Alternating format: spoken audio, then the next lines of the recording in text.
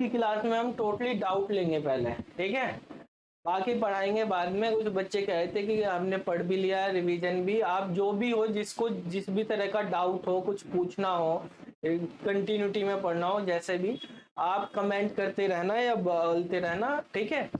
जैसे ही पहले बच्चे ने बोला उसका डाउट क्लियर हो जाएगा, जब उसको समझ में आ जाएगा फिर दूसरे का, फिर तीसरे का, 1 बाय 1 हम सबका डाउट लेते रहेंगे, ठीक है। चलो, अभी किसने बोला था बेटा एक्स्ट्रानेट इंटरनेट के बारे में? कोमल। अच्छा, चलो देखो बेटा, अगर हम बात करते हैं इंटरनेट की,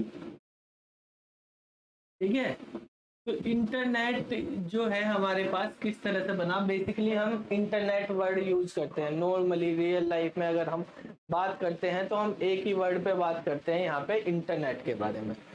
लेकिन यहाँ पे मैंने आपको बताया था कि हम 3 टर्म यूज करते हैं। एक होती है इंट्रानेट, और एक होती है एक्स्ट्रानेट,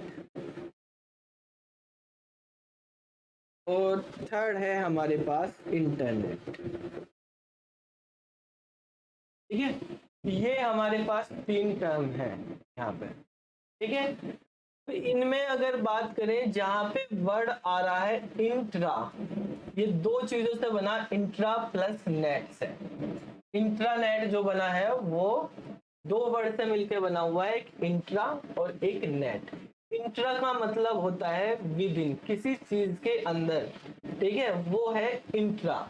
और नेट का मतलब होता है, एक नेट जो है शॉर्ट फॉर्म है हमारी नेटवर्क की, ठीक है, यानी एक जाल, ठीक है, जहां पर मल्टीपल, अभी बच्चे आ रहे हैं, एडमिट कर लेते हैं, ठीक है।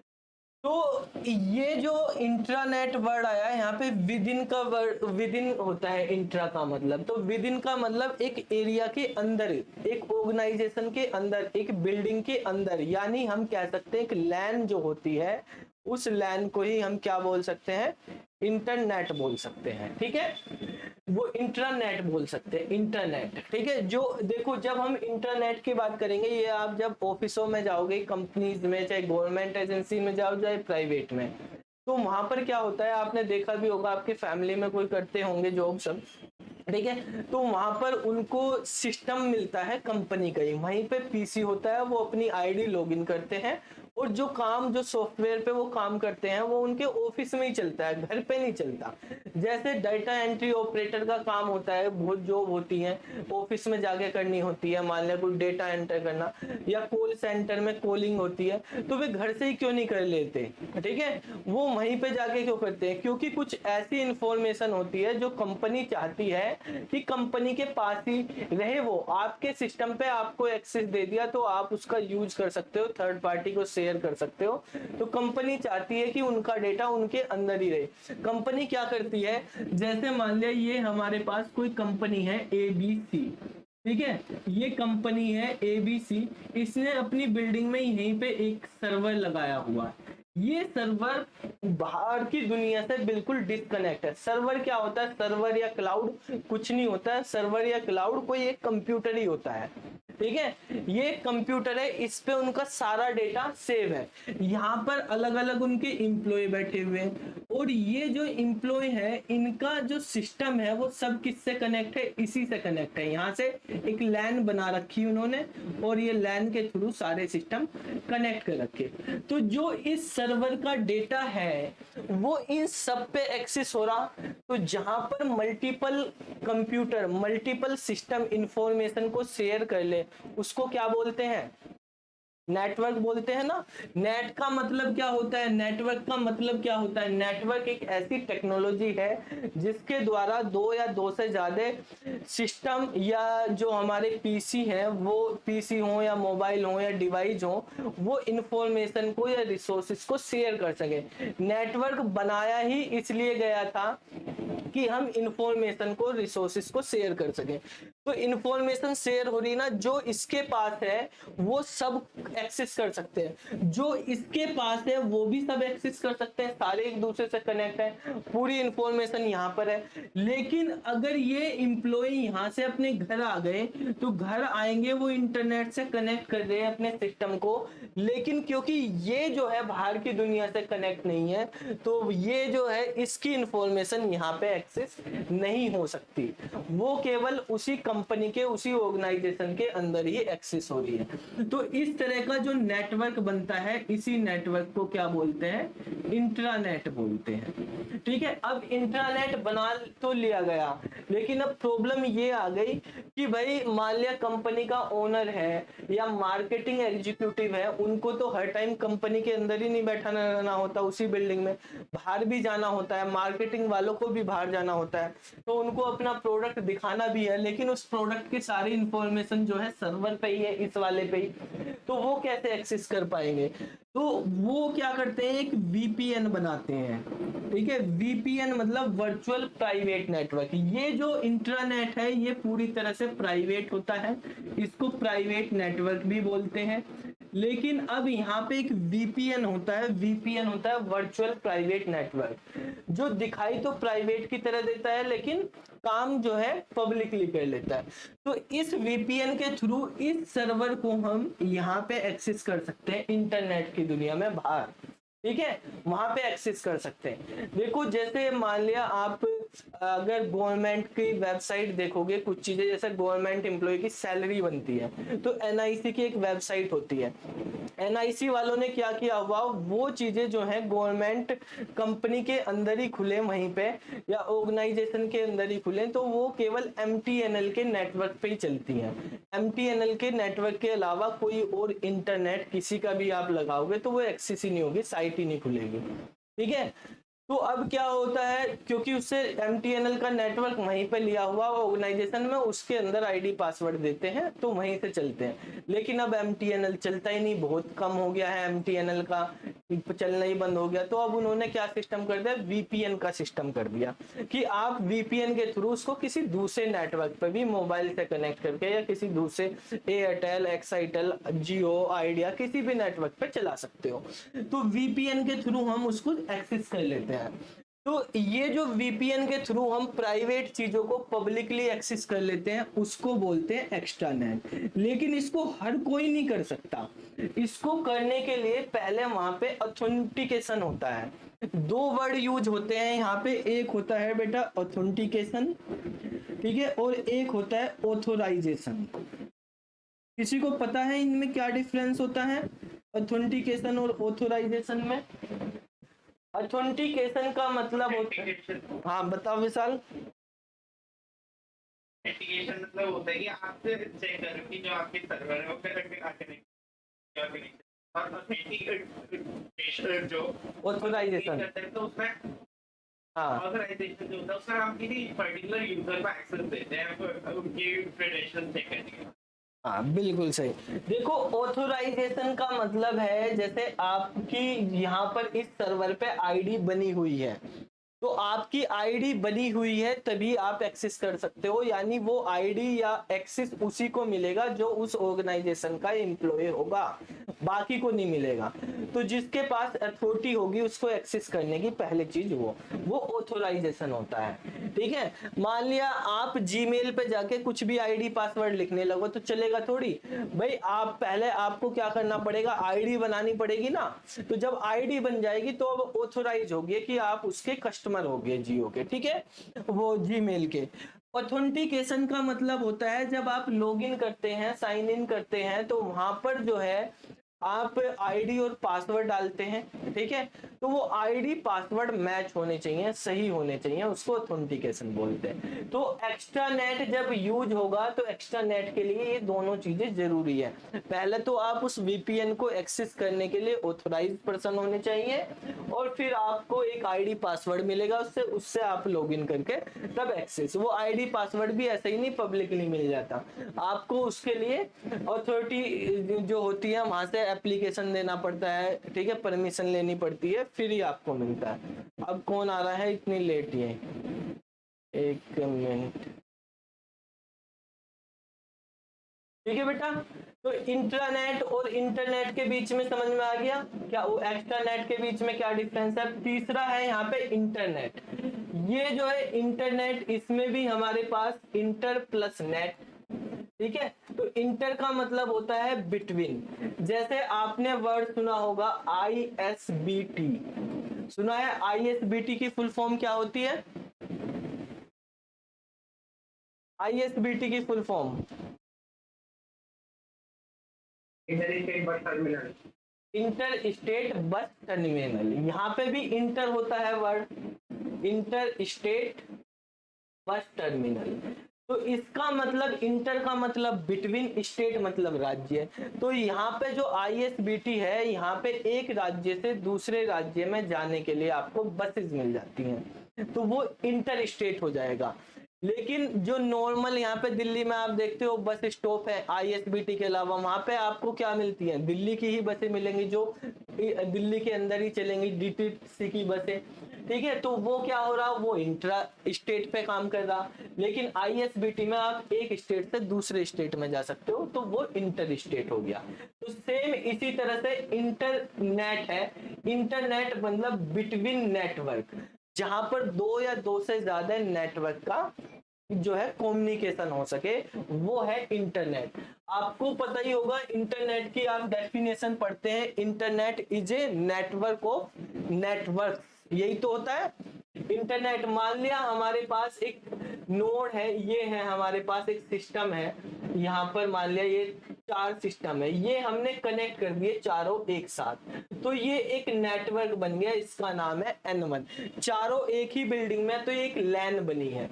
ये कहीं दूसरी बिल्डिंग में, कहीं दूसरी जगह ये 3 सिस्टम है, ये कनेक्ट कर दिए, तो ये इनका दूसरा नेटवर्क। कहीं और जगह जो है हमारे पास, यहाँ पे कुछ सिस्टम है, ये कनेक्ट कर दिए, ये तीसरा नेटवर्क। तो इन नेटवर्क को कनेक्ट कर दिया, अगर नेटवर्क ऑफ नेटवर्क्स बन गया, तो वो क्या है हमारे पास? इंटरनेट है, ठीक है। वर्ल्ड में जितने भी नेटवर्क है उन सबको अगर कनेक्ट कर दें, तो वो हमारे पास बन जाता है इंटरनेट। तो इंटरनेट को हम वैन भी बोलते हैं, वाइड एरिया नेटवर्क। ये पूरे वर्ल्ड वाइड काम करता है। इंट्रानेट होता है, इंट्रानेट एक तरह से लैन की तरह काम करता है, लोकल एरिया नेटवर्क, एक बिल्डिंग के अंदर ही होता है। एक्स्ट्रानेट इंटरनेट और इंट्रानेट के बीच में काम करता है, ठीक है। तो ये इन तीनों में डिफरेंस होता है। समझ आ गई बात? कोमल, कोमल का क्वेश्चन था ये। Yes sir. तो ये हमारे पास इनमें डिफरेंस होता है। और किसी ने भी पूछा था एक क्वेश्चन, कोई कौन पूछ रहा था? और किसका क्वेश्चन था? कमेंट कर दो बेटा, जिसका भी कोई भी क्वेश्चन हो। हाँ बोलो बेटा कोमल। Tailor made software.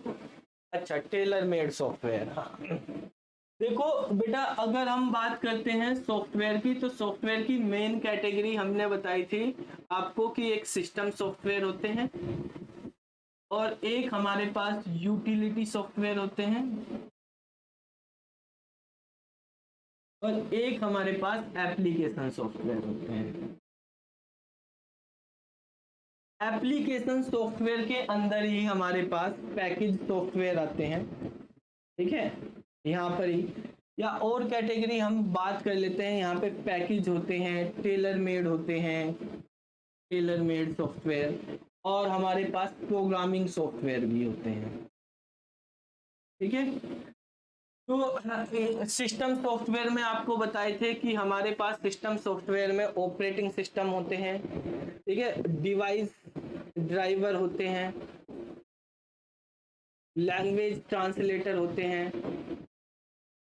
ठीक है। लैंग्वेज ट्रांसलेटर में जैसे इंटरप्रेटर, कंपाइलर और असेंबलर, ये वाले थे, ठीक है। देखो पैकेज सॉफ्टवेयर तो जैसे MS ऑफिस, ऐसे सॉफ्टवेयर जिसमें एक से ज्यादा सॉफ्टवेयर का कॉम्बिनेशन हो, collection of software, collection of application software जो है पैकेज सॉफ्टवेयर हो गए। जैसे हमारे पास MS ऑफिस हो गया, MS ऑफिस में वर्ड भी, एक्सेल भी, पावर पॉइंट भी, ये सब। टेलर मेड सॉफ्टवेयर होते हैं कस्टमाइज सॉफ्टवेयर, ठीक है। टेलर मेड सॉफ्टवेयर क्या होते हैं? कस्टमाइज। ये सॉफ्टवेयर स्पेसिफिक पर्सन के लिए, स्पेसिफिक ऑर्गेनाइजेशन के लिए, स्पेसिफिक कंपनी के लिए बनाए जाते हैं, ठीक है, सभी के लिए नहीं बनाए जाते। तो अभी इसमें क्या है, हमारे पास स्पेसिफिक पर्सन के लिए या स्पेसिफिक ऑर्गेनाइजेशन के लिए बनाए जा रहे हैं। भाई जैसे मान लिया कोमल को कोई सॉफ्टवेयर बनवाना, ठीक है, कोमल को अपने लिए कोई सॉफ्टवेयर बनवाना, तो ये एक सॉफ्टवेयर कंपनी के डेवलपर के पास गई, वहां पे उसने रिक्वायरमेंट बता दी कि मुझको इस तरह का चाहिए। वो कोई और यूज कर रहा हो या नहीं कर रहा हो इसको मतलब नहीं, इसको सॉफ्टवेयर बनवाना हो, वेबसाइट बनवानी हो, कुछ भी, ये अपनी रिक्वायरमेंट बनाएगी और वो कंपनी जो है उनके अकॉर्डिंग जो है वो बना के दे देगी, ठीक है। तो जैसे मैंने बताया था, मान लिया आप मॉल में जाते हैं, अपने लिए कपड़े खरीदते हैं, किसी को मान लिया पैंट का साइज 35 आता है, लेकिन वहां पर आपको 32, 34 और 36 के साइज के ही मिलेंगे, इस साइज के 35 का नहीं मिलेगा। तो क्या होगा, आपको या तो 34 लेनी पड़ेगी या 36 लेनी पड़ेगी, उसी से ही एडजस्ट करना पड़ेगा। 36 लेके बेल्ट से थोड़ा सा एडजस्ट कर लेंगे, 35 लेंगे, थोड़ा सा पेट कम कर लेंगे, ठीक है, यही होगा। तो एडजस्ट करनी पड़ेगी। लेकिन आप टेलर के पास जाओगे कपड़ा लेके, तो जिस तरह से जो भी साइज है बिल्कुल एग्जैक्ट उसी के अकॉर्डिंग वो बना देगा। तो सेम यहाँ पर होता है टेलर मेड सॉफ्टवेयर कि मान लिया देखो, जैसे ऑनलाइन पढ़ाने के लिए बहुत सारी आजकल कंपनी आ रही है, जैसे क्लासमेट हो गई, क्लास प्लस वगैरह, वहां पे आप अपनी ऐप बना लो, ये करवा लो और हो जाता है चीजें, ठीक है। लेकिन किसी बंदे को नहीं, भाई मुझको क्लास प्लस का सभी टीचर्स को एक जैसी चीज ही दे रही क्लास प्लस, जो उसके पास चीजें वही मुझे लेनी पड़ेंगी, मुझे कुछ एक्स्ट्रा चाहिए या जो उसके पास वो नहीं चाहिए, उससे कुछ अलग चाहिए, तो वो करवाना तो आपको अपना बनवानी पड़ेगी ना ऐप अपने अकॉर्डिंग, तो वो कस्टमाइज करवानी पड़ेगी, उसी को बोलते हैं टेलर मेड। और जो सबके साथ जो बनी हुई है वो रेडीमेड है उसी की तरह से, मतलब वो नॉर्मल एप्लीकेशन सॉफ्टवेयर होती है। एक होते हैं प्रोग्रामिंग सॉफ्टवेयर। प्रोग्रामिंग सॉफ्टवेयर ऐसे सॉफ्टवेयर होते हैं जो दूसरे सॉफ्टवेयर को बनाने में हेल्प करते हैं। जैसे इनके एग्जाम्पल हैं हमारे पास आईडीई। आईडीई होती है इंटीग्रेटेड डेवलपमेंट इन्वायरमेंट। क्या होता है, इंटीग्रेटेड डेवलपमेंट इन्वायरमेंट। ये जैसे आप अगर C++ की कोडिंग करोगे तो कौन सा सॉफ्टवेयर यूज करते हो, टर्बो C++ या डेवलपर C++, ठीक है, ये यूज करते हैं हम। ऐसे ही अगर आपको जावा की प्रोग्रामिंग करनी हो तो जावा के लिए आप क्या यूज करते हो, नेटबीन्स, ठीक है। विजुअल स्टूडियो आप यूज कर लेते हैं अगर आपको .NET यूज करना हो, विजुअल स्टूडियो। आपको एंड्रॉइड की करनी तो आप एंड्रॉइड स्टूडियो यूज कर लेते हो, ठीक है। आपको पाइथन की करनी तो आप आईडीएल का यूज कर लेते हो।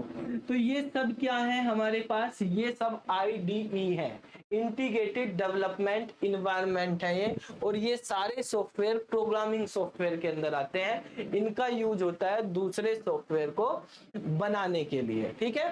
तो इनको बोलते हैं प्रोग्रामिंग सॉफ्टवेयर। समझ आ गया कोमल बेटा? हाँ। अब कार्तिक भारद्वाज ने कहा है, sir which language is more portable among C++ and Java. अच्छा देखो बेटा, एक हमारे पास जावा लैंग्वेज है और एक C++ लैंग्वेज है। इनमें अगर डिफरेंस की बात करें, पहले पोर्टेबिलिटी की बात करते हैं। पोर्टेबल के बारे में आपने पूछा, तो पोर्टेबल का मतलब क्या होता है, ऐसी चीज जैसे आपने नॉर्मल पीसी और लैपटॉप में पढ़ा होगा। लैपटॉप कौन आदमी प्रीफर करेगा, जिसको ऑफिस में लाना हो, जाना हो, या कोई मार्केटिंग में बंदा इधर उधर मीटिंग में जाना हो तो लैपटॉप, कहते हैं कि लैपटॉप बहुत पोर्टेबल है, ठीक है। यानी पोर्टेबल का मतलब एक जगह से दूसरी जगह ले जाया जा सके उसको इजीली, वो चीज पोर्टेबल होती है।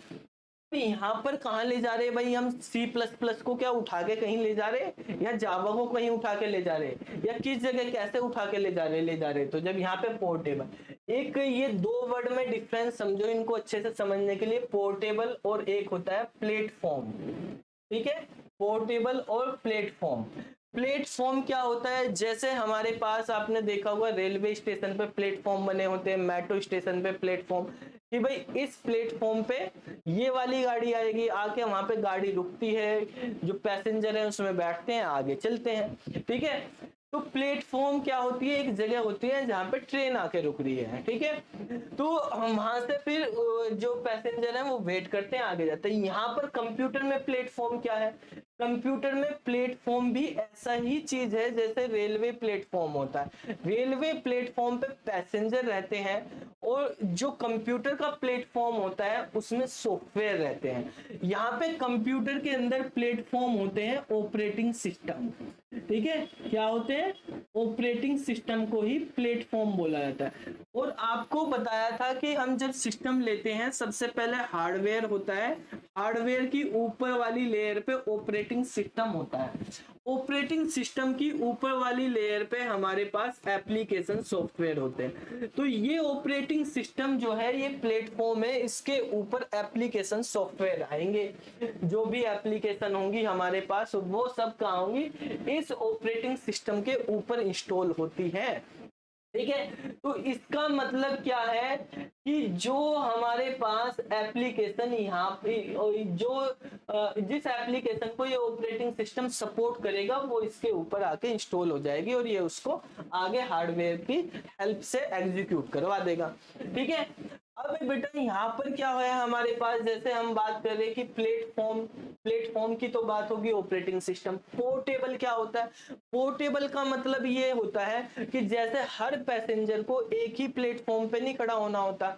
मान लिया मेट्रो पे भी स्टेशन पे प्लेटफॉर्म नंबर 1, प्लेटफॉर्म नंबर 2 ऐसे बने होते हैं, तो कुछ पैसेंजर प्लेटफॉर्म नंबर 1 पे खड़े हैं, कुछ 2 पे खड़े हैं। ऐसे ही कुछ बंदों के पास विंडोज ऑपरेटिंग सिस्टम है, किसी के पास यूनिक्स है, किसी के पास उबंटू है, किसी के पास लाइनेक्स है, किसी के पास मैकबुक है। तो अब यहाँ पर क्या हुआ, मान लिया एक बच्चे ने एक कोड लिखा, और वो कोड जो है जब उसने बनाया तो वो कोड उसने विंडोज का ऑपरेटिंग सिस्टम उसके पास था, और विंडोज के ऑपरेटिंग सिस्टम पे उसने C++ या जावा इंस्टॉल की हुई थी, और वहां पे वो कोड बनाया। और आपको पता है जब हम सोर्स कोड लिखते हैं तो जब उसको कंपाइल करते हैं, कंपाइल जैसे जावा का कोड होता है, तो बीच में क्या बनती है, क्लास फाइल बन जाती है। जावा में क्या बनती है, क्लास फाइल, डॉट क्लास होती है, क्लास फाइल बन जाती है कंपाइल करने पे। अब ये क्लास फाइल बेटा क्या होती है हमारे पास, कि जैसे ही अब इस क्लास फाइल का काम होता है, देखो आप भी आगे डेवलपर कंपनी में काम करोगे, तो जो आपने कोड लिखा क्या वो आप अपने क्लाइंट को दे दोगे? जो आपने मान लिया क्लाइंट ने कहा मेरे लिए एक सॉफ्टवेयर बना दो भाई, आपने सॉफ्टवेयर बना दिया, सॉफ्टवेयर बना के अपना कोड भी उसको दे दिया, तो वो अगले दिन क्या करेगा, एक दूसरे बंदे को हायर कर लेगा, कहेगा तुम जाओ भाई जो भी करना, थोड़ी सी सैलरी पे या अपने आप भी आता होगा तो वो अपने आप ही कर लेगा, उसमें जो भी चेंजेस, आपकी कोई जरूरत ही नहीं, सर्विस का कोई काम ही नहीं रहा। ठीक है, तो क्या होता है, आप कोड की जरूरत नहीं होती, उसको कंपाइल कर लेते हैं और क्लास फाइल बन जाती है, उस क्लास फाइल को दे दो। क्लास फाइल में बाइनरी में डेटा लिखा होता है, समझ में ही नहीं आएगा क्या लिखा हुआ है। ठीक है, अब जो मतलब हमारे पास सॉफ्टवेयर या एप्लीकेशन आप देखते हो, कोई सॉफ्टवेयर आप इंस्टॉल करते हो विंडोज में तो .exe फाइल होती है, उसमें क्या लिखा आपको थोड़ी पता है। तो ऐसे ही जावा में जब हम फाइल बनाते हैं तो डॉट क्लास फाइल बनती है हमारे पास, वो हमने सामने वाले को दे दी, वो अपने सिस्टम पे रन करेगा। अब सामने वाले का सिस्टम भी विंडोज का ही हो ऐसा कोई जरूरी तो है नहीं, क्या पता उसके पास मैकबुक हो। तो अगर आपने जो सॉफ्टवेयर विंडोज पे बनाया है, आपने कोडिंग विंडोज पे करी, उसको रन कराया, तो क्लास फाइल विंडोज पे बनी, लेकिन वो क्लास फाइल अगर वो मैकबुक पे भी चल गई, वो उबंटू पे भी चल गई, लाइनेक्स पे भी चल गई, तो मतलब वो पोर्टेबल है। और अगर नहीं चली तो मतलब पोर्टेबल नहीं है। अब जावा के अंदर एक चीज होती है JVM, जिसको बोलते हैं जावा वर्चुअल मशीन।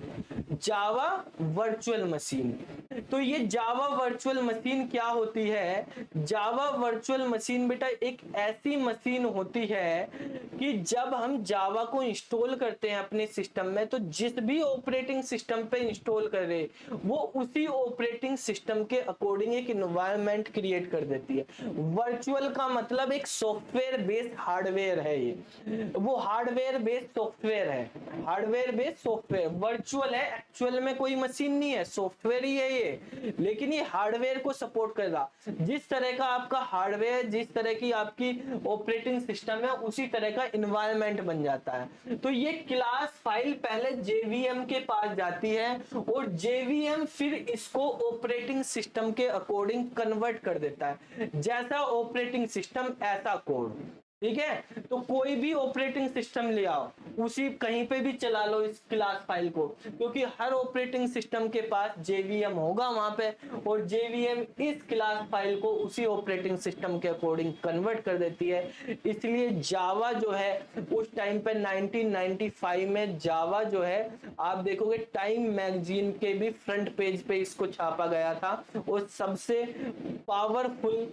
लैंग्वेज उस टाइम की, और सबसे पॉपुलर लैंग्वेज बन गई थी। सबसे मेन कारण यही रहा था कि जो हमारे पास विंडोज के बन रहे थे चीजें, विंडोज वाले माइक्रोसॉफ्ट वाले चीजें बना रहे थे, वो प्लेटफॉर्म डिपेंडेंट हो रही थी। लेकिन इन्होंने एक ऐसी चीज बना दी कि आप वो राइट वंस रन एनीवेयर, ये कॉन्सेप्ट होता है जावा का। एक बार लिखो और कहीं भी कितनी भी बार रन कराओ, कोई फर्क नहीं पड़ेगा, ठीक है। तो इसमें लिमिट नहीं है आपकी रन कराने की। तो जावा सबसे ज्यादा पावरफुल, सी प्लस प्लस और जावा के बीच में कंपेयर करेंगे तो जावा जो है वो मोर पावरफुल है हमारे पास, प्लेटफॉर्म इंडिपेंडेंट। ये बिल्कुल प्लेटफॉर्म इंडिपेंडेंट होती है और पोर्टेबल भी होती है, ठीक है। इसको इजीली कहीं भी ले जा सकते हैं, किसी भी ऑपरेटिंग सिस्टम पे रन करा सकते हैं। टेलनेट का क्वेश्चन है फिर अगला। कार्तिक है बेटा, ये समझ आ गया आपको? कुणाल का क्वेश्चन है, ये जो है आज हमारे पास जूम जो चल रहा है फ्री वाला चल रहा है, तो ये 40 मिनट बाद बंद हो जाएगा, 7 मिनट बची। चलो अगर ये बंद हो गया बेटा, मैं एक दूसरा कोड ग्रुप में भेज दूंगा, ठीक है। तो आप तभी साथ के साथ ज्वाइन कर लेना दोबारा से लिंक, ठीक है। हाँ, अच्छा ये क्वेश्चन भेजा है कुणाल ने, टेलनेट क्या होता है, ठीक है। देखो बेटा, टेलनेट का मतलब, टेलनेट एक हमारे पास प्रोटोकॉल होता है। टेलनेट क्या है? एक प्रोटोकॉल है, और ये प्रोटोकॉल एप्लीकेशन लेयर पे काम करता है। Application layer, application layer OSI की, ओएसआई मॉडल आपने सुना है, ठीक है। क्या होती है ओएसआई की full form? Open system interface, नहीं इंटरकनेक्शन, ठीक है। ऐसे नहीं करना, ठीक है। उस दिन भी क्लास में मैंने बाद में देखा, मैं यहाँ पे पढ़ा रहा था एक यूआरएल के बारे में और यूआरआई के बारे में, तो कोई बच्चा पीछे से पता नहीं कौन था, ओम कुमार था या कौन था, वही बोल रहा था उस दिन। मैं बता रहा uniform resource locator, uniform resource identifier, वो बताया जा रहा यूनिवर्सल। यूनिवर्सल तो आधे बच्चे कंफ्यूज हो जाएंगे बाद में, यूनिवर्सल था या यूनिफॉर्म था। भाई बीच में पूछ लिया करो, वहां हो तो कंफर्म कर लिया करो। यूनिफॉर्म रिसोर्स लोकेटर और यूनिफॉर्म रिसोर्स आइडेंटिफायर दोनों यूनिफॉर्म ही होते हैं, ठीक है, यूनिवर्सल नहीं होते। यूनिवर्सल आपको उसमें बताया था, जो यूटीएफ बताया था, universal transformation format encoding system बताई थी, ठीक है। यहाँ पे यूनिफॉर्म ही होता है, ऐसे यूनिफॉर्म रिसोर्स नेम होता है एक, ठीक है। तो ये जो है हमारे पास सब यूनिफॉर्म है, चाहे यूआरएल हो, यूआरआई हो या यूआरएन हो, सब यूनिफॉर्म होते हैं, ठीक है। अब देखो टेलनेट की बात कर रहे थे हम। ओएसआई लेयर जो है, ओएसआई लेयर के जो सबसे फर्स्ट लेयर है सेंडर की, वो हमारे पास एप्लीकेशन लेयर होती है, और एप्लीकेशन लेयर पे टेलनेट काम करता है, ठीक है। टेलनेट एक प्रोटोकॉल होता है। जैसे हम मान लिया यहाँ पे अब कनेक्शन कर रहे प्रोटोकॉल, जैसे यहाँ पे समझो हमारे पास एप्लीकेशन लेयर पे एक प्रोटोकॉल होता है एफटीपी। इसका काम होता है फाइल को ट्रांसफर करना एक जगह से दूसरी जगह, सर्वर से। एक ये सिमरन है, ये बहुत देर से कनेक्ट होना चाह रही है, बार बार रिक्वेस्ट भेजे, पता नहीं उसका नेटवर्क में क्या है कमी, बार बार रह जाता है, उसका ज्वाइन ही नहीं हो रहा। वो 15 मिनट से कर रही है ट्राई, अब हो गई है। चलो सिमरन, देखो FTP जो है हमारे पास फाइल ट्रांसफर प्रोटोकॉल होता है, ठीक है। एक होता है SFTP यानी सिक्योर फाइल ट्रांसफर प्रोटोकॉल होगा, ठीक है। इसका काम भी फाइल को ट्रांसफर करने का है एक जगह से। जैसे मान लिया आपने कोई सॉफ्टवेयर बनाया या वेबसाइट बनाई, तो आप अपने कंप्यूटर पे लोकल बनाओगे, फिर उसको जो है होस्ट करोगे सर्वर पे, तो आपके कंप्यूटर पे सर्वर तक भेजने के लिए आपको किसी चीज की जरूरत पड़ेगी। वो क्या होगा, कुछ सॉफ्टवेयर की जरूरत पड़ेगी, किसी प्रोटोकॉल की जरूरत पड़ेगी। तो जैसे हम यहाँ पे यूज करते हैं फाइल जिला, फाइल जिला नाम का एक सॉफ्टवेयर है, आप गूगल पे सर्च कर सकते हो।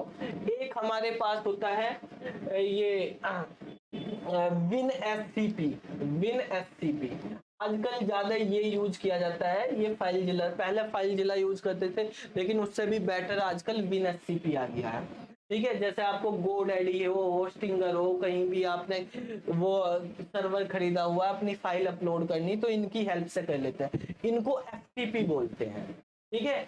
ऐसे ही HTTP होता है एक, HTTP protocol, hyper text transfer protocol. जब आप गूगल पे कुछ सर्च करते हैं किसी भी वेबसाइट पे, तो हाइपर लिंक बने होते हैं, हाइपर लिंक पे क्लिक करते हैं तो दूसरा पेज खुल जाता है। तो वो हाइपर लिंक से एक पेज से दूसरे पेज पे जो पहुंच रहे हो आप, वो HTTP के थ्रू जा रहे हो। HTTPS होता है एक हमारे पास। तो ये hyper text transfer protocol secure होता है, ठीक है। इसी तरह से बेटा हमारे पास टेलनेट होता है। तो टेलनेट जैसे आप यूज करते हो, आपने एनीडेक्स यूज करा होगा, टीम वीवर यूज किया होगा, एनीडेक्स, टीम वीवर, इसके थ्रू भी आप अपनी फाइलों को एक जगह से दूसरी जगह कर सकते हो, रिमोटली कंट्रोल भी कर सकते हो किसी के सिस्टम को, ठीक है। जैसे मान लिया यहाँ पे आपके सिस्टम में कुछ प्रॉब्लम आई, आपके पास HP का सिस्टम है, आपने HP के कस्टमर केयर को कॉल किया कि ये प्रॉब्लम आ रही, तो उसने वहीं पे बैठे बैठे आपके सिस्टम को एक्सेस कर लिया, सही कर दिया, ठीक है। तो ये एनीडेक्स या टीम वीवर के थ्रू कर लेते हैं। तो ये जो है जिससे हम रिमोटली एक्सेस कर लेते हैं चीजों को, वो क्या है, हमारे पास टेलनेट है। एक सॉफ्टवेयर, ये सब एप्लीकेशन लेयर पे। एक होता है VoIP, अभी हम जो काम कर रहे हैं, ये लाइव क्लास चल रही है, ये लाइव क्लास VoIP के थ्रू चल रही है, वॉइस ओवर इंटरनेट प्रोटोकॉल है ये, ठीक है। तो इससे हम जो है वॉइस को ट्रांसफर कर सकते हैं, लाइव क्लास चला सकते हैं, लाइव कम्युनिकेशन कर सकते हैं VoIP तो प्रोटोकॉल के थ्रू, ठीक है। तो टेलनेट भी हमारे पास एक प्रोटोकॉल है एप्लीकेशन लेयर पे। ये सारे जो भी लिखे मैंने यहाँ पे, टेलनेट, FTP, HTTPS, VoIP, ठीक है, ये सब जो है हमारे पास एप्लीकेशन लेयर पे काम करते हैं। एक बच्चे ने पूछा फिर बस टोपोलॉजी, मुस्कान ने, बस टोपोलॉजी क्या होती है। देखो बेटा, बस टोपोलॉजी में बच्चे एक चीज की बहुत गलती करते हैं, वो ध्यान से समझना। मैंने कहा कि मेरे पास यहाँ पर 4 सिस्टम है या 4 लोकेशन है हमारे पास, इनको हमें कनेक्ट करना है, ठीक है, और बस टोपोलॉजी से करना। बस टोपोलॉजी में कभी भी डिवाइस की लोकेशन चेंज नहीं होगी, ये ध्यान रखना है। डिवाइस जहां पर है या ब्रांच या लोकेशन जो भी है हमारे पास नेटवर्क की, वो वहीं पे रहेगी, वहीं से उसको कनेक्ट करना, ठीक है। कुछ बच्चे कर देते हैं कि इस तरह से कर देते हैं, बस टोपोलॉजी को हम लीनियर टोपोलॉजी भी बोलते हैं। चीते आ गया भाई, चीता, ठीक है। तो बेटा जैसे बस टोपोलॉजी का मतलब होता है लीनियर टोपोलॉजी, यहां से इस सिस्टम को कनेक्ट, ये इससे कनेक्ट, ये इससे कनेक्ट, ठीक है। बस साइकिल नहीं बनानी है आपको, सारे के सारे सिस्टम कनेक्ट कर देने हैं, ठीक है, साइकिल नहीं बननी चाहिए। एक्चुअल क्या होता है हमारे पास बस टोपोलॉजी में, एक सिंगल वायर होती है हमारे पास। जैसे मान लिया आपके घर में या आपके कॉलेज में एक कंप्यूटर लैब आपको सेटअप करनी, बस टोपोलॉजी पे आपके वहां पे 5 सिस्टम है, तो आप एक ही वायर लेंगे, इस वायर से क्या है, यहाँ पे कुछ ड्रॉप लाइन डाल देंगे, इनको बोलते हैं ड्रॉप लाइन, ठीक है। और हमने ये ड्रॉप लाइन डाल दी, इन ड्रॉप लाइन से आप सिस्टम को कनेक्ट कर देंगे। जो सिस्टम कनेक्ट होते हैं वो डायरेक्ट मेन वायर से ना करके किससे करने हैं, हमें ड्रॉप लाइन से करने हैं। बंद हो गया है भाई।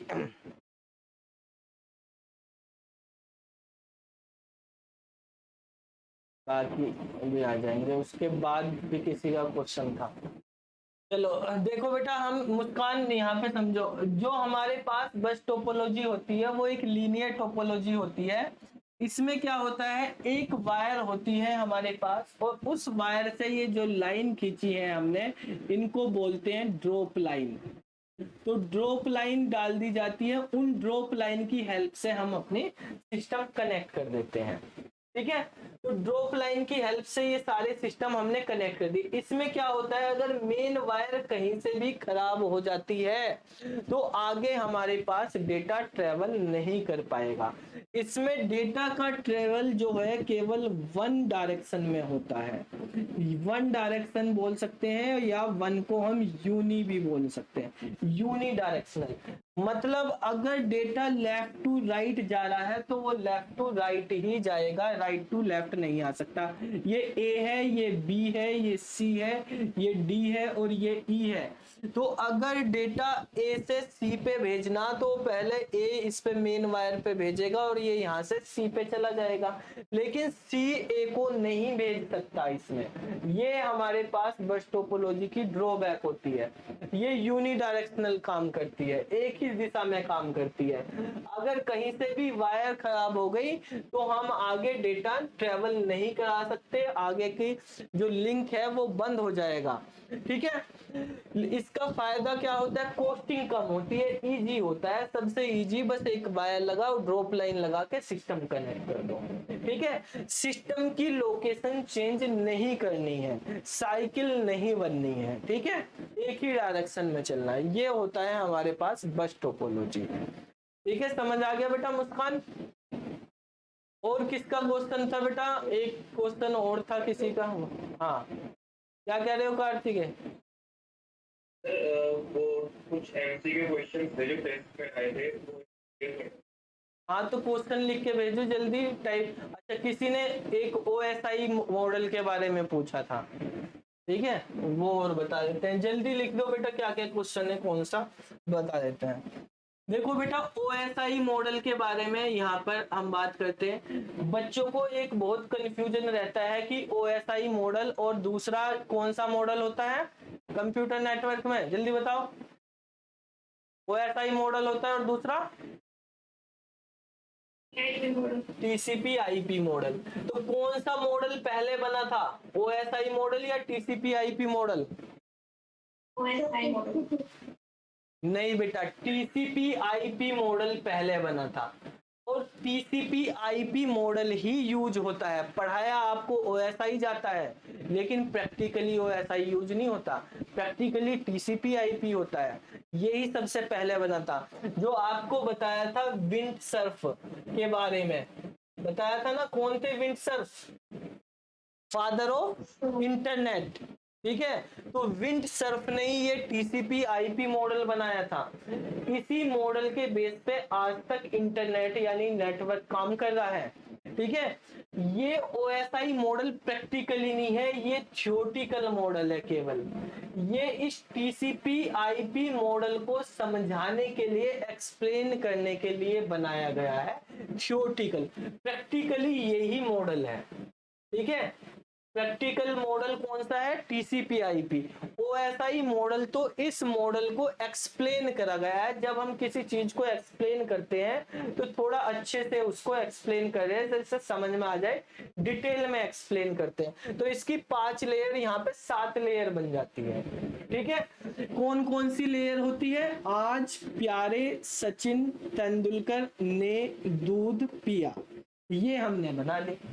ये जो लेयर है, ये कौन सी लेयर है हमारे पास, OSI की, जिसमें A for application layer, P for presentation layer, S for session layer, T for transport layer, और N फॉर नेटवर्क लेयर, और D for data link layer, और T फॉर हमारे पास होती है, P फॉर फिजिकल लेयर, यहाँ पे physical layer. अब देखो बेटा, यहाँ पर जो ऊपर की 3 लेयर होती हैं, इनको बोलते हैं सॉफ्टवेयर लेयर। इन लेयर पे जो भी प्रोटोकॉल होंगे, जो भी काम होगा वो सॉफ्टवेयर से होगा। जो लास्ट की 3 लेयर होती है इनको बोलते हैं हार्डवेयर लेयर। ठीक है, यहाँ पे हार्डवेयर। जो ट्रांसपोर्ट लेयर होती है इसको बोलते हैं हार्ट ऑफ ओएसआई।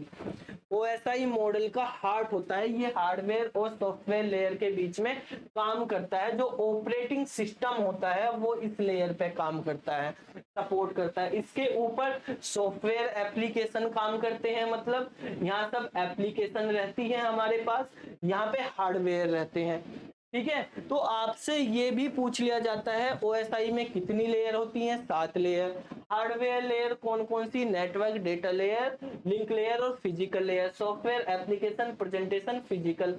ओएस पे कौन सी काम करती है? Transport layer. आठ है कौन सी ओएसआई की? Transport layer. फिर हर लेयर पे डेटा किस फॉर्मेट में होता है? इन तीनों लेयर पे डेटा एक्चुअली में डेटा के फॉर्मेट में ही होता है। जो ट्रांसपोर्ट लेयर होती है, जो भी हम डेटा भेजते हैं ट्रांसपोर्ट लेयर पे आके वो डेटा किस फॉर्मेट में बन जाता है? टीसीपी आईपी प्रोटोकॉल यहाँ पे यूज किए जाते हैं। तो या तो हमारे पास सेगमेंट बन जाता है, ठीक है, क्या बन जाता है? सेगमेंट की फॉर्म में या डेटाग्राम की फॉर्म में। जब हम टीसीपी यूज करते हैं, टीसीपी प्रोटोकॉल, तो टीसीपी के लिए ये काम करता है, टीसीपी पे काम करता है सेगमेंट की फॉर्म में। अगर यूडीपी प्रोटोकॉल यूज करते हैं, यूजर डेटाग्राम प्रोटोकॉल, तो वहां पर ये काम करता है बेटा हमारे पास यूडीपी में डेटाग्राम कहलाता है। तो डेटा को छोटे छोटे पार्ट में डिवाइड कर दिया जाता है। जब वो ट्रांसपोर्ट लेयर पे आता है उन पार्ट को सेगमेंट या डेटाग्राम बोलते हैं। फिर इसके बाद जो डेटा हमारे पास नेटवर्क लेयर पे जाता है तो यहाँ पे वो पैकेट कहलाता है, पैकेट की फॉर्म में। और यहाँ पर जो है राउटर काम करते हैं हमारे पास। जो राउटर होते हैं वो नेटवर्क लेयर पे काम करते हैं। फिर डेटा लिंक लेयर पे डेटा जो है पैकेट से भी और छोटे फॉर्मेट में डिवाइड कर दिया जाता है, जिसको हम बोलते हैं फ्रेम। तो वो फ्रेम के फॉर्मेट में बन जाता है। और डेटा लिंक लेयर पे जो डिवाइस काम करती है हमारे पास वो होती है स्विच। क्या होती है? स्विच। राउटर जो है वो नेटवर्क लेयर पे, स्विच जो है वो डेटा लिंक लेयर पे काम करती है। जब फिजिकल लेयर पे डेटा पहुंच जाता है तो वो बाइनरी के फॉर्मेट में हो जाता है, बाइनरी के फॉर्मेट में, यानी वो बिट की फॉर्मेट में हो जाता है। और यहाँ पे जो हमारे पास डिवाइस होती है वो होती है मॉडम। मॉडम फिजिकल लेयर पे काम करती है, या जितने भी वायर हम यूज करते हैं वो सब फिजिकल लेयर पे काम करते हैं। सेंडर के एंड से पढ़ेंगे इसको तो इस तरह से, जैसे मान लिया आपको मेल भेजना है किसी को, तो सबसे पहले आपने गूगल क्रोम खोला। गूगल क्रोम क्या है? सॉफ्टवेयर है। फिर उसके बाद आपने ओपन किया जीमेल। जीमेल क्या है? सॉफ्टवेयर है, एक एप्लीकेशन है। जीमेल पे आपने मेल टाइप किया, सेंड पे क्लिक किया तो एक प्रोटोकॉल काम करेगा जिसका नाम है SMTP, simple mail transfer protocol. ये आपके मेल को आपके जीमेल से आगे भेजने का काम करेगा। सबसे पहले वो क्या करेगा? उस मेल को वो करेगा, सिक्योर करने का काम करेगा, उसका इंक्रिप्शन करेगा। क्या करेगा? इंक्रिप्शन। इंक्रिप्शन किस लेयर पे होता है? मतलब उसका इंक्रिप्शन तो पता ही होगा आपको, नेटवर्क उसमें पढ़ा होगा आपने डिजिटल में भी, ठीक है, इलेक्ट्रॉनिक्स में, कि इंक्रिप्शन का मतलब होता है आपके एक्चुअल कोड को किसी दूसरे कोड में कन्वर्ट कर देना। तो वो प्रेजेंटेशन लेयर का काम होता है। फिर वो एक सेशन बनाता है, ठीक है। सेशन जब तक रहेगा तब तक आपके सिस्टम से वो आगे जाना चाहिए। अगर सेशन बीच में रुक गया तो वो जाएगा नहीं, आउटबॉक्स में चला जाएगा, ठीक है। तो सेशन क्रिएट होगा, यहाँ पे एक प्रोटोकॉल यूज होगा जिसका नाम है SI, session initiation protocol, SIP। फिर जब सेशन क्रिएट होगा वो ऑपरेटिंग सिस्टम को भेजेगा।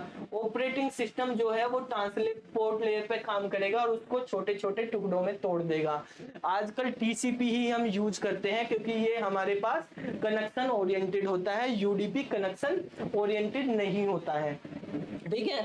तो यहाँ पे जो है ये कनेक्शन लेस होता है, ये कनेक्शन ओरिएंटेड होता है। कनेक्शन लेस और कनेक्शन ओरिएंटेड में ये फर्क होता है, कनेक्शन लेस जो होता है उसमें अगर सामने वाले के पास डेटा पहुंच गया तो आपको एक्नॉलेजमेंट नहीं मिलती, जबकि कनेक्शन ओरिएंटेड में पता चल जाता है जैसे ही मेल पहुंच जाएगा सामने वाले के तो आपके सेंट में आ जाता है, तो इसका मतलब आप टीसीपी यूज कर रहे हो, तो वो सेगमेंट में जो है आ जाता है, सेगमेंट की फॉर्म में। फिर वो जो हमारे पास ट्रांसपोर्ट लेयर ऑपरेटिंग सिस्टम है वो राउटर के पास भेजेगा, ठीक है, आपके ऑफिस में घर पे राउटर लगा होगा, राउटर के पास जाएगा, वो राउटर के पास जाने के बाद वहां पे पैकेट बन जाएंगे छोटे छोटे पार्ट में, राउटर डिसाइड करेगा किस डायरेक्शन में कहां से आगे भेजना है इसको, फिर वो स्विच के पास भेजेगा, कोई जरूरी नहीं है स्विच अलग हो, आज के टाइम पे ऐसी डिवाइस आ रही उसी में ही राउटर होता है, उसी में ही मॉडेम होती है, ठीक है।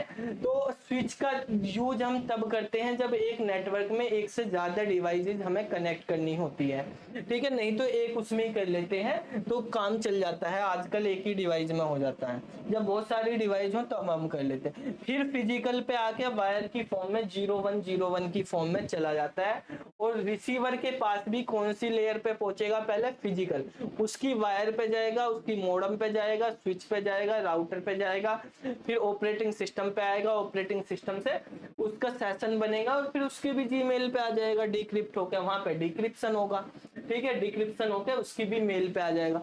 जो रिसीवर है, रिसीवर के पास इंक्रिप्शन की जगह क्या होगा, डिक्रिप्शन होगा, उस मैसेज को ओरिजिनल फॉर्मेट में लाया जाएगा, और वहां पर जो प्रोटोकॉल यूज होगा वो पीओपी यूज होगा या आई मैप यूज होगा।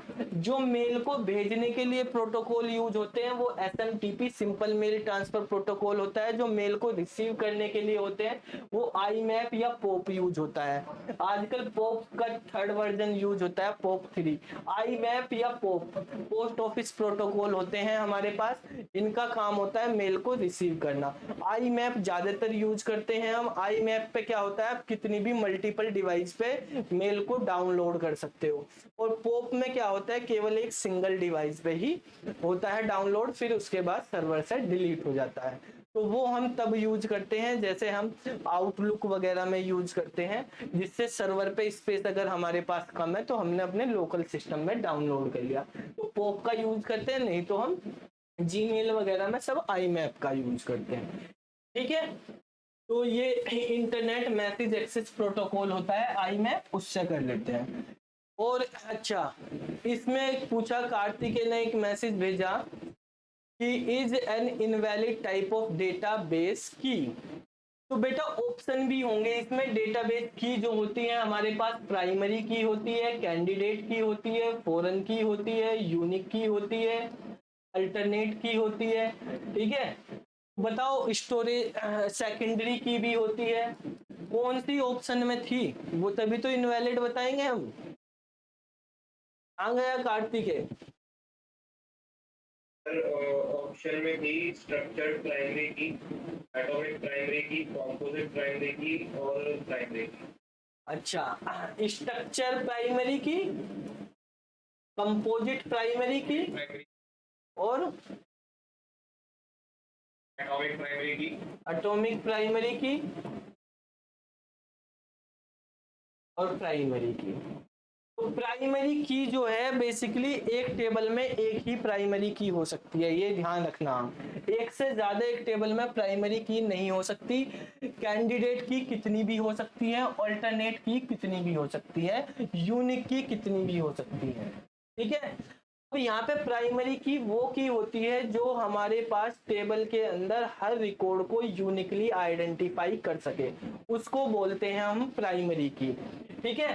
तो यूनिकली आइडेंटिफाई कर सके, यूनिकली आइडेंटिफाई बहुत ज्यादा कर सकती है, एक से ज्यादा कॉलम भी हो सकते हैं। की का मतलब होता है ऐसा कॉलम जिसपे स्पेसिफिक कोई कंडीशन लगी हो, ऐसा कॉलम जो यूनिकली आइडेंटिफाई कर दे सारे अदर बाकी कॉलम्स को, ठीक है, किसी भी रिकॉर्ड के, तो वो हमारे पास मल्टीपल हो सकते हैं। लेकिन जैसे हम बात करते हैं, मान लिया इलेक्शन हो रही, इलेक्शन पे बहुत सारे कैंडिडेट खड़े हो गए, पर्चा भर दिया भाई, लेकिन जीतेगा तो एक ही, एलिजिबल सब थे तो पर्चा भरा गया सबका। तो जो कैंडिडेट खड़े हुए मतलब जो प्राइमरी की बन सकते हैं, बनने की एलिजिबिलिटी है, एलिजिबिलिटी का क्या होता है कि वो यूनिक होनी चाहिए, उसमें एक भी वैल्यू रिपीट नहीं होनी चाहिए, उसमें कोई भी नल वैल्यू नहीं होनी चाहिए, यानी हर रिकॉर्ड की हर रो में कुछ ना कुछ वैल्यू होनी जरूरी है। ये दो कंडीशन मस्ट है प्राइमरी की के लिए। तो ये अगर बाकी की पे भी होंगे तो वो हमारे पास कैंडिडेट की होंगी। कैंडिडेट में से एक की सेलेक्ट करके प्राइमरी बना ली जाएगी, जो बाकी बचेंगी वो सब अल्टरनेट हो जाएंगी। कैंडिडेट की या उनके ग्रुप को कैंडिडेट की को जोड़ के कैंडिडेट की के साथ कुछ भी और मिला के जो की बनती है, कैंडिडेट की का सुपर सेट जो होता है वो सुपर की कहलाती है, जिसमें केवल यूनिक हो, नल हो सकता है, ठीक है, नोट नल की कंडीशन ना हो, केवल यूनिक की कंडीशन हो, वो यूनिक की कहलाती है। एक टेबल की प्राइमरी की अगर दूसरी टेबल में यूज हो तो वो फॉरेन की कहलाती है। तो यहाँ पे आ गई स्ट्रक्चर प्राइमरी की। और हमारे पास क्या क्या बताया बेटा तुमने? कंपोजिट।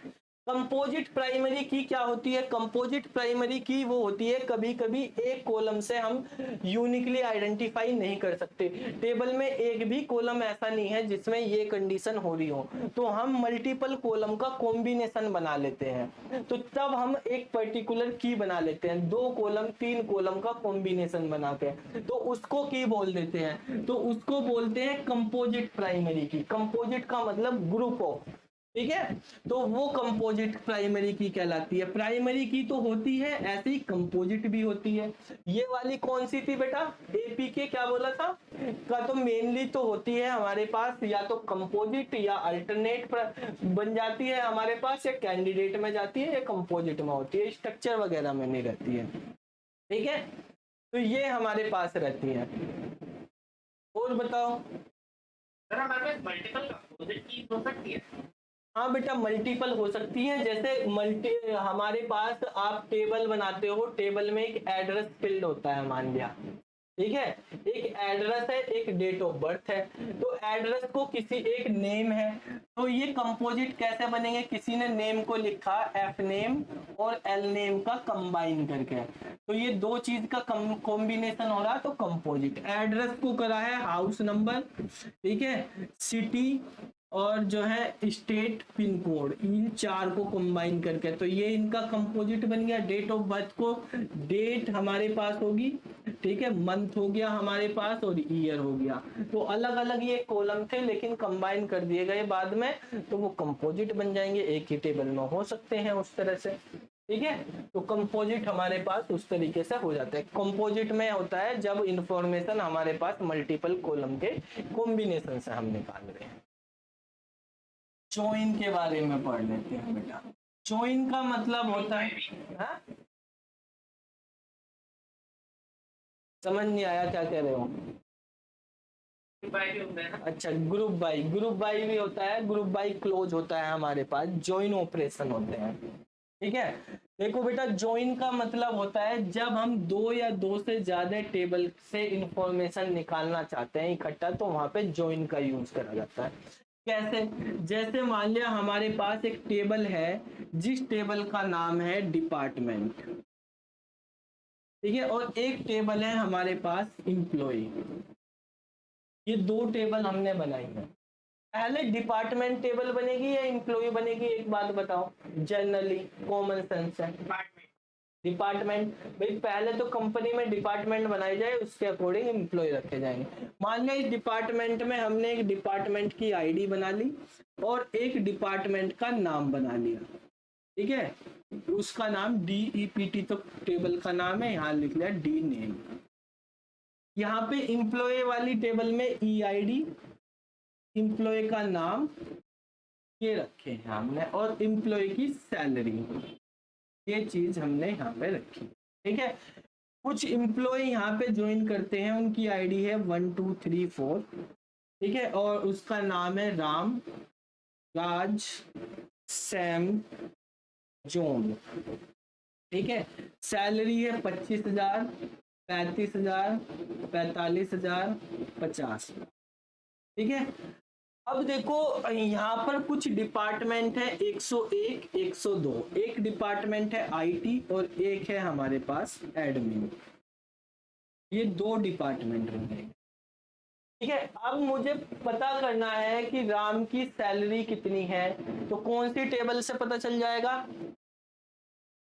एम्प्लॉय वाली से, ठीक है, और किसी चीज की जरूरत नहीं। लेकिन अगर मुझे ये पता करना राम कौन से डिपार्टमेंट में काम करता है तो कैसे पता चलेगा? भाई 2 टेबल का यूज करना पड़ेगा तभी हमें पता चल पाएगा, अदरवाइज नहीं पता चल पाएगा। ठीक है, तो हम क्या करते हैं, यहाँ पर ये जो इम्प्लॉय वाली टेबल है, इस टेबल में हमने एक कॉलम और बना लिया जिसका नाम रख लिया DID। ठीक है, तो DID इसमें मान लिया ये 101 डिपार्टमेंट में, ये भी 101 में, ये 102 में, ये 101 में। ठीक है, तो अब हम बता सकते हैं कि राम कौन से डिपार्टमेंट में काम करता है? IT में। ठीक है, पता चल जाएगा कैसे? राम से हम DID निकालेंगे, DID के बाद हमें डिपार्टमेंट वाली टेबल में जाना पड़ेगा और वहां से हम ये निकाल लेंगे। तो देखो ये वाला जो DID है ये इस टेबल की प्राइमरी की है। ठीक है, प्राइमरी की होगी, और ये वाली चीज जो है इस टेबल की प्राइमरी की होगी। अगर एक टेबल की प्राइमरी की दूसरी टेबल में यूज होती है तो उसको क्या बोलते हैं? फॉरेन की, विदेश मंत्री है। ठीक है भाई, विदेश घूमने गया है, ये DID इस विदेश में यहाँ पे घूमने आई है, तो यहाँ पे ये फॉरेन की कहलाती है। फॉरेन की डुप्लीकेट हो सकती है। ठीक है, फॉरेन की डुप्लीकेट हो सकती है, फॉरेन की नल भी हो सकती है। हमें नहीं पता इसकी सैम का कौन सा डिपार्टमेंट, तो खाली भी छोड़ सकते हैं। ठीक है, जब पता चलेगा तब पता चलेगा। तो अब यहाँ पर अगर हमें राम का डिपार्टमेंट पता करना तो हमें 2 टेबल से डेटा उठाना पड़ेगा, और 2 टेबल से डेटा उठाने के लिए हमें ज्वाइन करना पड़ेगा इन दोनों टेबल को। ठीक है, तो अगर मल्टीपल टेबल से हमें डेटा उठाना पड़ता है तो हमें ज्वाइन का यूज करना पड़ता है। और यहाँ पर ज्वाइन जो है 2 तरह के बेसिकली होते हैं, एक होते हैं हमारे पास इनर ज्वाइन, एक होते हैं आउटर ज्वाइन। क्या होते हैं? एक इनर ज्वाइन और एक होता है आउटर ज्वाइन।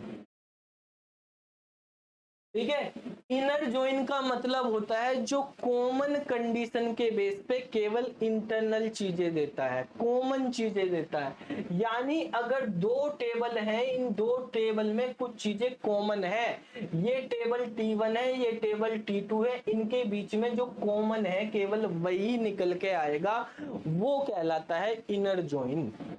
समझ में आई बात? इनर ज्वाइन क्या कहलाएगा? जो हमारे पास, जैसे आप वेन डायग्राम पढ़ते हो मैथमेटिक्स में, तो ये वेन डायग्राम से आप इनको ज्वाइन को समझ लो। यहाँ पे ये एक टेबल T1 है, एक टेबल T2 है, इन दोनों के बीच में जो चीज कॉमन होगी वो कहलाएगी इनर ज्वाइन। अब इनर ज्वाइन भी हमारे पास एक होते हैं इक्वी ज्वाइन में आता है हमारे पास, एक होता है नेचुरल ज्वाइन। नेचुरल ज्वाइन क्या होता है? नेचुरल ज्वाइन में कोई कंडीशन नहीं लगती, कोई कंडीशन देने की जरूरत नहीं होती। नेचुरल ज्वाइन तभी यूज होता है जब 2 टेबल में कम से कम एक कॉलम कॉमन हो। अगर कॉमन कॉलम नहीं होगा तो नेचुरल ज्वाइन नहीं काम करेगा। ठीक है, नेचुरल ज्वाइन में आपको बताना ही नहीं होता कि क्या करना है, कैसे देखना, बस आप लिख दो नेचुरल ज्वाइन, तो अपने आप ही कॉमन कॉलम की कॉमन वैल्यू के बेस पे आपको डेटा उठाकर दे देगा। ठीक है, जैसे अभी हमने यहाँ पे लिखा कि 2 टेबल हमने बनाई थी, एक EMP बनाई थी और एक DPT बनाई थी। अगर मैं यहाँ पे सेलेक्ट करता हूँ, ठीक है, इम्प्लॉय टेबल से इम्प्लॉय की ID, डिपार्टमेंट और इम्प्लॉय का नाम, और डिपार्टमेंट टेबल से D डॉट यहाँ पे E डॉट कर दिया, डिपार्टमेंट टेबल से मैंने डिपार्टमेंट का नाम ले लिया। तो फ्रॉम मैंने लिखा टेबल इम्प्लॉय, ठीक है, एज E, और natural join department as D। ठीक है, तो ये अगर आपने लगा दिया, इस तरह से हमारे पास नेचुरल ज्वाइन काम करता था। सेलेक्ट करना जो भी कॉलम, उन कॉलम के नाम लिखे, फ्रॉम किस टेबल से, नेचुरल ज्वाइन दूसरी टेबल, लेफ्ट वाली टेबल, राइट वाली टेबल। तो जो हमारे पास इन दोनों टेबल में कॉमन चीजें हैं, हमें बताने की जरूरत नहीं, कॉमन कॉलम देखेगा। DID दोनों कॉलम में थी, तो DID जो दोनों में सेम आ रही होगी उसको उठा के यहाँ पे दे देगा रिजल्ट उसके अकॉर्डिंग, कॉमन वालों के। ठीक है, तो ये हमारे पास नेचुरल ज्वाइन होता है, ये हमेशा कॉमन कॉलम पे ही काम करेगा, तभी करेगा ये काम जब फॉरेन की आपने इंप्लीमेंट की होगी, अदरवाइज ये नहीं काम करेगा। ठीक है, इक्वी ज्वाइन क्या होता है? इक्वी ज्वाइन भी इक्वल टू की कंडीशन पे काम करता है। किस कंडीशन पे? Equal to. बस इक्वी ज्वाइन में हमें क्या करना पड़ता है, इक्वी ज्वाइन जब हम यहाँ पे लिखेंगे तो वहां पर इक्वी की जगह आप नॉर्मल इनर ज्वाइन लिख देते हैं। Inner join by default equi join में है, और यहाँ पे हमें बताना पड़ता है कि भाई वहां पे वेयर की कंडीशन लगाओ जहां पे एम्प्लॉय की EID बराबर हो डिपार्टमेंट की DID के। ठीक है, तो जब हमें बताना पड़ेगा भाई कौन सी चीज आपको चेक करनी कॉमन में, तो वहां पे इक्वी ज्वाइन लगाना पड़ेगा। इक्वी ज्वाइन के लिए बाय डिफॉल्ट इनर ज्वाइन ही लिखते हैं। ठीक है, अगर आपको बताना ही नहीं पड़ा, वो अंडरस्टूड है, तो नेचुरल ज्वाइन। इक्वी ज्वाइन में कॉमन होना भी जरूरी नहीं है चीजों का। ठीक है, कॉमन होना भी जरूरी नहीं, जैसे मैंने यहाँ पे एम्प्लॉय ID और यहाँ पे DID लिख दी चाहे, या हमने यहाँ पे भी DID लिख दी वहां पे भी DID, वही कॉमन हो सकती है। लेकिन ऐसा भी हो सकता है कुछ स्टूडेंट जॉब भी करते हैं, उनका रोल नंबर भी है और उसी रोल नंबर की एम्प्लॉय ID भी बन गई। ठीक है, तो रोल नंबर और एम्प्लॉय ID को मैच करा रहे, दो अलग अलग कॉलम के नाम है, तो वो आप इक्वी ज्वाइन में जाके लिख सकते हैं यहाँ पे इनर ज्वाइन से। ठीक है, तो इक्वी ज्वाइन जो है हमारे पास इक्वल टू वो भी देखता है, लेकिन वो डिफरेंट कॉलम पे भी काम कर सकता है। यहाँ पर आपको बताना पड़ेगा इक्वल टू लिख के कि भाई हमारे पास इस कॉलम को इस टेबल के इस कॉलम को मैच कर, इस टेबल के इस कॉलम से मैच कर। ठीक है, नेचुरल ज्वाइन में ऐसा नहीं होता। जब इक्वी ज्वाइन यूज करते हैं या नेचुरल ज्वाइन हम यूज करते हैं, वो इनर ज्वाइन यूज करते हैं, तो यहाँ वेयर भी लिख सकते हैं या ओन भी लिख सकते हैं। ओन कीवर्ड और वेयर कीवर्ड दोनों काम करते हैं। लेकिन अब बात करते हैं आउटर ज्वाइन की। आउटर ज्वाइन में वेयर कीवर्ड यूज नहीं होता, केवल ओन ही लिखा जाता है। और आउटर ज्वाइन में greater than, less than, greater than equal to, less than equal to, not equal to कुछ भी लगाओ, हर तरह का काम करेगा।